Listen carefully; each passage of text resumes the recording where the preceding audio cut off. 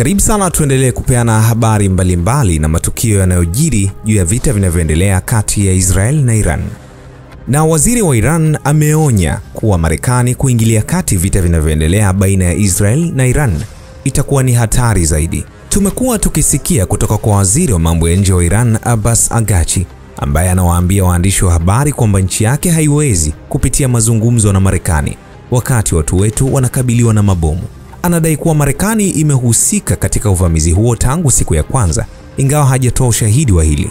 Akizungumza na waandishi wa habari mjini Istanbul, ambako anatazamiwa kuendelea na mazungumzo ya kidiplomasia, Araghchi anaonya kwamba ushiriki wa Marekani katika mzozo unaoendelea kati ya Israel na Iran utakuwa hatari sana.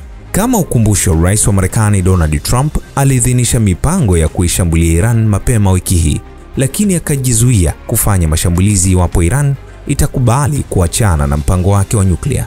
Waziri wa mambo ya nje wa Iran anasema yuko tayari.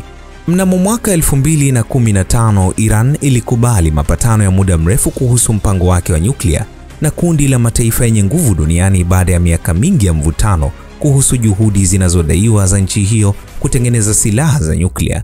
Araghchi anaongeza, diplomasia imefanya kazi huko nyuma na inaweza kufanya kazi tena katika siku zijazo. Ili tuweze kurudi kwenye diplomasia, lazima uchokozi ukomeshwe. Na Rais wa Uturuki Recep Tayyip Erdogan anasema kuwa mashambulizi ya Israel dhidi ya Iran kabla ya duru mpya ya mazungumzo ya nyuklia na Marekani yanalenga kuharibu mazungumzo. Akizungumza katika mkutano wa kidiplomasia mjini Istanbul uliohudhuriwa na waziri wa mambo ya nje wa Iran, Erdogan anashutumu ujambazi wa moja kwa moja wa Israel na kuishutumu kwa kujaribu kuvuruga Mashariki ya Kati. Serikali ya Netanyahu inathibitisha kuwa ni kizuizi kikubwa zaidi cha amani katika maeneo hayo, Rais wa Uturuki alisema na kuongeza, serikali ya Netanyahu kwa kweli ililenga kudhoofisha mchakato wa mazungumzo na mashambulizi yake mnamo Juni 13.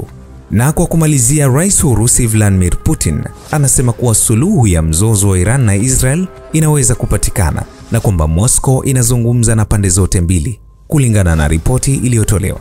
Akizungumza katika kongamano la kiuchumi la kimataifa la St. Petersburg, Rais anasema, tuna baadhi ya mapendekezo na ushiriki wetu. Hatuna namna yoyote, ningependa hata kutoa tahadhari kwa hili. Hatutafuti upatanishi, tunatoa mawazo tu.